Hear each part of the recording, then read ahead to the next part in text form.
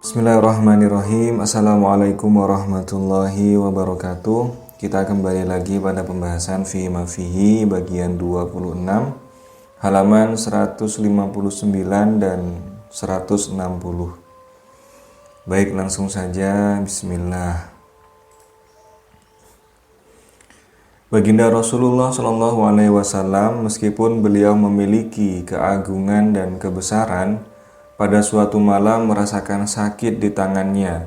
Turunlah wahyu yang memberitahukan pada beliau bahwa sakit yang dialaminya itu adalah efek dari rasa sakit di tangan Abbas.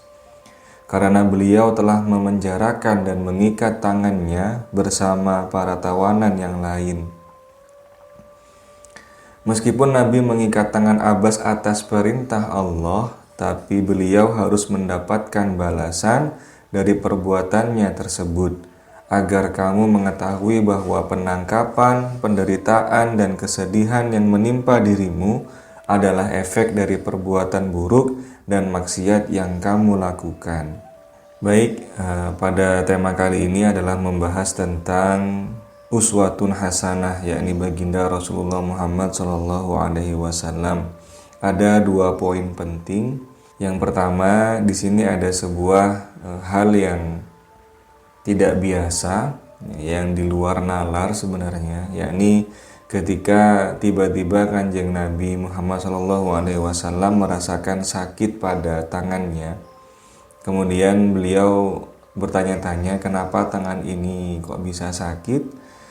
Kemudian hingga muncul sebuah wahyu di mana mengabarkan pada beliau bahwa sakit itu ternyata adalah sakit yang dirasakan oleh Abbas, di mana Kanjeng Nabi mengikat tangannya Abbas dan tangannya Abbas merasa sakit. Kemudian sakit itu juga dirasakan di tangannya Kanjeng Nabi Muhammad SAW. Di sini kita belajar bahwa manusia itu dengan manusia yang lain adalah sebuah cermin. Kita kembali pada pembahasan yang dulu sempat kita bahas. Manusia dengan manusia lainnya itu ibarat sebuah cermin. Sehingga apa yang terjadi pada manusia di hadapan kita, maka itulah yang akan terjadi pada diri kita sendiri. Semakin jernih cermin kita, maka kita akan semakin sempurna memantulkan bayangan atau diri manusia di hadapan kita. Tapi ketika cermin kita buram, maka kita tidak sempurna memantulkannya. Maksudnya adalah cerminnya Kanjeng Nabi atau hatinya Kanjeng Nabi itu sangat jernih dan sangat bening, sehingga beliau peka terhadap apapun saja yang ada di hadapannya. Termasuk beliau sangat peka terhadap manusia yang ada di hadapannya. Ketika manusia di hadapannya itu merasa kesakitan, maka sakit itulah juga yang terpancar atau yang terpantul, tergambar dalam diri Kanjeng Nabi. Ketika manusia di hadapannya itu bahagia, maka Kanjeng Nabi pun juga akan merasakan bahagia. Ketika manusia di hadapannya merasakan penderitaan, maka Kanjeng Nabi pun akan merasakan sebuah penderitaan. Kenapa? Karena beliau adalah cermin yang sempurna. Beliau menggambarkan sesuatu yang ada di hadapannya. Sehingga itulah mengingatkan pada kita bahwa dulunya manusia yang satu dengan manusia yang lain itu berada di satu tempat menjadi satu, yakni di dalam tubuhnya Allah Subhanahu wa Ta'ala, yang kemudian ruh itu kemudian dipecah-pecah, didistribusikan kepada casing atau tubuh yang berbeda-beda.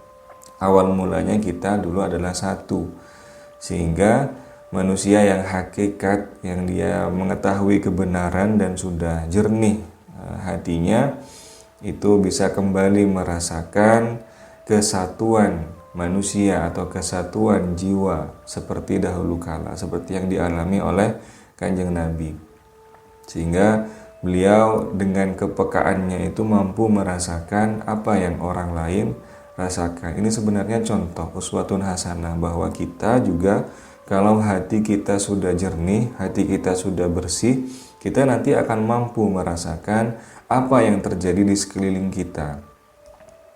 Misalkan kita masuk sebuah ruangan, ternyata manusia di dalam ruangan itu terlalu banyak gibah atau terlalu banyak membicarakan satu sama lain, maka efeknya itu akan kerasa atau terasa dalam tubuh kita. Jika kita sudah jernih batinnya, apakah kita merasakan pusing atau merasakan badan yang tidak nyaman. Intinya, apa yang terjadi di sana, kita pun juga akan ikut merasakan. Nah, itu adalah sedikit gambaran ketika hati kita sudah bersih. Kebalikannya, ketika hati kita masih belum bersih, ketika cermin kita masih buram, kepekaan itu tidak ada. Jadi kita tidak mampu merasakan apa yang terjadi di luar kita. Gunanya untuk apa? Ketika kita merasakan apa yang terjadi di luar kita, paling tidak kita bisa memohon pada Allah Ta'ala untuk bisa memberikan hidayah kepada mereka jika mereka berbuat kesalahan. Jadi sebenarnya seperti sebuah mekanisme, kita tahu apa yang terjadi tanpa ada orang yang memberitahu. Nah, itu adalah sebuah mekanisme hakikat. Jadi kita peka, kemudian kita memohonkan ampun seperti doanya Kanjeng Nabi, Allahumma hdi qaumi fa innahum la ya'lamun. Ya Rabb, berikanlah hidayah pada kaumku, sesungguhnya mereka tidak tahu. Nah, itulah salah satu kelebihan ketika hati kita sudah mulai jernih dan peka, kita bisa mendoakan lingkungan di sekitar kita. Poin yang kedua adalah beliau harus mendapatkan balasan dari perbuatannya tersebut, agar kamu mengetahui bahwa penangkapan, penderitaan, dan kesedihan yang menimpa dirimu adalah efek dari perbuatan buruk dan maksiat yang kamu lakukan. Ini sambung kepada pembahasan yang kemarin, bahwasanya apa yang kita alami adalah hasil dari apa yang kita perbuat. Amaliyah kita, baik itu amaliyah baik maupun amaliyah buruk, kembalinya kepada diri kita sendiri. Nah, ini Kanjeng Nabi, Allah ingin mengajarkan umat manusia melalui Kanjeng Nabi. Jadi dia, sang pencipta, memerintah Kanjeng Nabi untuk mengikat tangannya Abbas. Kemudian Allah memberikan sebuah pengalaman spiritual kepada Kanjeng Nabi bahwa yang diikat tangannya Abbas, tapi beliau juga merasakan sakit di tangannya. Ini ingin mengajarkan kepada kita bahwa keburukan yang kita lakukan kepada seseorang, kita harus merasakan juga. Ketidakbaikan yang kita lakukan pada seseorang, kita harus merasakannya juga. Sehingga keburukan yang kita alami itu berasal dari perbuatan kita. Ada sebab, ada musabab. Jadi sebab itu datang pada kita karena musababnya kita yang memancingnya, kita yang berbuatnya, sehingga perbuatan kita memancing sesuatu untuk hadir. Kalau perbuatan kita baik, maka kita memancing kebaikan untuk hadir. Kalau perbuatan kita itu buruk, maka kita memancing keburukan untuk hadir. Itulah yang disampaikan atau pesan dari hikmah kejadian tersebut. Jagalah agar malu tetap hidup dalam hatimu dengan cara berteman dengan orang yang terhadapnya orang lain merasa malu. Jika manusia malu kepada Allah saat dia dalam ketaatan, maka Allah akan malu menghukumnya saat dia melakukan dosa. Malu adalah mencairnya organ manusia bagian hakikat ketika dia menyadari tatapan Tuhan menuju kepadanya. Dan puncaknya malu adalah saat seorang muslim tidak dapat merasakan penderitaan muslim lainnya di hadapan Tuhannya. Al-haya'u minal iman. Malu itu sebagian dari iman. Ketika manusia punya malu, maka dia beriman. Ketika manusia tidak punya malu, maka imannya perlu dipertanyakan. Poin pentingnya adalah ketika dia menyadari tatapan Tuhan menuju kepadanya. Pertanyaannya, kapan Tuhan tidak menatap pada kita? Sementara dia itu maha melihat. Sehingga harusnya kita malu setiap waktu. Malu yang muncul itu kemudian menjadi kontrol dalam perbuatan atau amaliyah kita. Sehingga yang kita perbuat itu tidak salah atau tidak buruk. Karena keburukan yang kita perbuat nanti kembalinya akan menuju pada diri kita sendiri.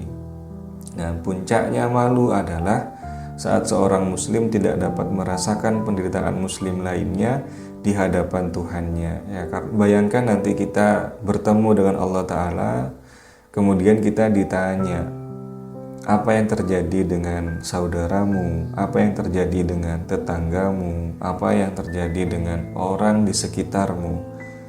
Terus kita tidak bisa menjawab, kita tidak tahu bahwa saudara kita menderita, kita tidak tahu bahwa tetangga kita menderita, kita tidak tahu bahwa orang sekeliling kita menderita. Kemudian di hadapan Tuhan yang Maha Besar, kita menjawab kita tidak tahu apa-apa. Itu adalah malu yang paling puncak, itu adalah paling tingginya malu dalam hidup kita. Maka sebaiknya mulai saat ini kita berusaha untuk membersihkan hati agar hati ini peka terhadap sesuatu di sekeliling kita. Allah Subhanahu wa Ta'ala mengutus Musa alaihissalam untuk membantu urusan-urusan manusia. Meski ia segan karena kesibukannya melayani Allah, dia tetap mengutusnya untuk membantu urusan manusia demi kepentingan umum. Khidir juga sepenuhnya sibuk melayani Tuhannya. Pada mulanya, Rasulullah juga sibuk melayani Tuhannya. Lalu Allah memerintahkannya, ajaklah manusia, nasihati mereka, dan perbaiki kesalahan mereka. Beliau menjadi sedih dan tersiksa sembari berkata, "Oh Tuhan, dosa apa yang telah kulakukan? Mengapa kau melemparku dari hadapanmu? Aku tak menginginkan manusia." Allah kemudian menjawab, "Wahai Muhammad, jangan kau berputus asa. Aku tidak akan membiarkanmu sibuk dengan urusan manusia. Bahkan di dalam derasnya kesibukan itu, kau tetap bersamaku. Ketika kau sibuk bersama manusia, tak sedetik pun waktumu bersamaku akan diambil darimu. Bahkan meski kamu berada di tengah-tengah lautan manusia, kau tetap bersamaku." Ini gambaran para pecinta, seperti contohnya Kanjeng Nabi Musa, Kanjeng Nabi Khidir, dan Kanjeng Nabi Muhammad SAW. Beliau-beliau adalah manusia yang mulia, seorang yang mencintai Tuhannya. Dan cintanya itu tidak statis, cintanya itu adalah dinamis. Jadi setiap waktu cintanya terus merekah, sehingga hidupnya dan waktunya awal mulanya dipenuhi dengan pelayanan kepada Allah. Jadi beliau benar-benar melaksanakan ayat wa ma khalaqtul jinna wal insa illa liya'budun. Tidakkah Tuhan menciptakan manusia dan jin kecuali untuk beribadah atau melayani Tuhannya. Jadi para pecinta benar-benar melaksanakan ayat itu. Melaksanakan setiap waktunya itu melayani Tuhan. Bagaimana caranya melayani Tuhan? Paling utama adalah zikir atau ingat. Kita mengingat Tuhan. Kita melayani karepnya Tuhan atau ngeladeni Tuhannya. Jadi sepenuhnya waktunya digunakan untuk mengingat Tuhan. Kemudian Allah memerintahkan kepada Kanjeng Nabi Muhammad, "Wahai Muhammad, uruslah manusia." Nah, kemudian Kanjeng Nabi merasa berdosa, merasa bertanya-tanya, dosa apa yang telah aku lakukan? Kenapa engkau melemparku dari hadapanmu? Jadi perintah disuruh mengurusi manusia itu, Kanjeng Nabi beranggapan bahwa Tuhan melemparku dari hadapanmu. Kemudian beliau bilang, aku tidak menginginkan manusia, karena yang diinginkan seorang pecinta adalah kekasihnya saja. Nah, yang paling indah adalah balasannya Allah Ta'ala. Wahai Muhammad, jangan kau berputus asa, jangan menyerah. Aku tidak akan membiarkanmu sibuk dengan urusan manusia. Jadi meskipun Allah mengutus Kanjeng Nabi untuk ngopeni manusia, tetapi Allah menjamin bahwa aku tidak akan membiarkanmu sibuk oleh manusia. Bahkan di tengah-tengah lautan manusia pun kau tetap bersamaku. Di tengah derasnya kesibukan itu, kau tetap bersamaku. Jadi teringat sebuah kalimat atau sebuah proses yang disampaikan oleh Gus Dur. Jadi ada istilah topo ing rami. Topo ing rami, jadi bertapa dalam keramaian. Meskipun badan kita semrawung, badan kita ini sibuk, ya seolah-olah sibuk ramai oleh kegiatan duniawi, silaturahim ke sini, rapat, atau ngopeni orang tua, ngopeni anak, kemudian bekerja, bertemu dengan banyak orang. Tapi jiwanya bertapa, jadi topo ing rami, bertapa dalam keramaian. Jadi orang tidak tahu, orang menyangkanya melihat bahwa kita ini biasa saja, tapi jiwa kita bertapa. Jadi membayangkan bahwa dalam diri kita ada manusia yang duduk, wajahnya mirip wajah kita, kemudian dia duduk, dan dalam duduknya itu dia berzikir, menyebut nama Allah. Sehingga di tengah-tengah keramaian, manusia itu tetap bersama Tuhannya, tidak lepas sedetik pun. Bahkan Kanjeng Nabi diberi kelebihan oleh Allah Ta'ala, beliau bisa mengingat Allah Subhanahu wa Ta'ala dalam tidurnya. Jadi meskipun fisik ini tidur terlelap, tapi hatinya tetap zikir, tetap menyebut nama Allah. Itulah yang kami maksud tadi, bahwa cintanya para pecinta itu dinamis, tidak berhenti, terus berjalan. Semakin merekah, semakin luar biasa. Itulah cintanya seorang pecinta kepada Allah Subhanahu wa Ta'ala. Dalam terangmu aku belajar mencintai, dalam keindahanmu aku belajar menulis puisi. Kau senantiasa menari dalam hatiku, meski tiada seorang yang melihatmu. Dan terkadang aku pun ikut menari bersamamu, dan sungguh penglihatan agung inilah yang menjadi inti dari seniku. Mintalah sesuatu kepadaku, begitu kau berkata suatu ketika. Aku tertawa dan berkata, aku telah cukup bersamamu. Tanpa kehadiranmu, seluruh dunia ini hanyalah sebatang kayu yang mengapung dan terombang-ambing di samudramu. Ini adalah syairnya Maulana Rumi. Jadi beliau tertawa, merasa tergelitik ketika Tuhan itu berfirman, ud'uni astajib lakum, mintalah sesuatu padaku maka akan aku jawab. Aku telah cukup bersamamu saja, tidak usah, jadi aku tidak perlu minta apapun. Cukup bersamamu saja itu sudah aku memiliki semuanya. Karena tanpa kehadiranmu, dunia ini hanyalah seperti sebatang kayu yang terapung, terombang-ambing di samudra. Artinya tanpa ada Allah Ta'ala, dunia ini hanya mainan belaka, hanya sampah belaka gitu.